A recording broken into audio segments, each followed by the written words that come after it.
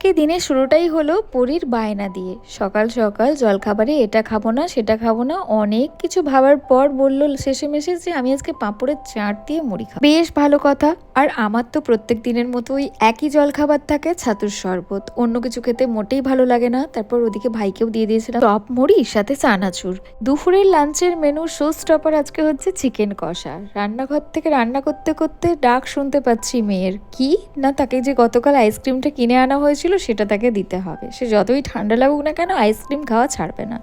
দুপুরে lunch complete করে আবার এ বাড়ি থেকে রওনা দিয়ে দিলাম ও বাড়িতে। দুটো বাড়ি কাছাকাছি তো, তাই 2 দিন এখানে 3 দিন ওখানে 4 দিন ওখানে 5 দিন ওখানে এভাবেই কেটে যায় আমাদের।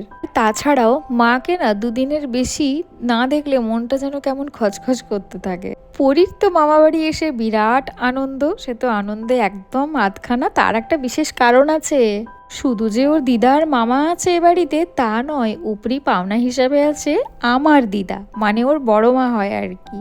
আর আমার দিদার সাথে পরীর বন্ধুত্বটা বেশ গভীর, তাই বেশ আনন্দ পেয়েছে। বাড়িতে এসে কোনো রকমের জিনিসপত্রগুলো রেখে দিয়েই বেরিয়ে পড়েছিলাম আবার, কারণ আপনারা তো প্রত্যেকেই জানেন সৌরভ চা খেতে প্রচণ্ড পছন্দ করে। আর আমরা খেয়েছিলাম কোল্ড কফি। রাতের ডিনারে যা খেয়েছি সব মায়ের বানানো।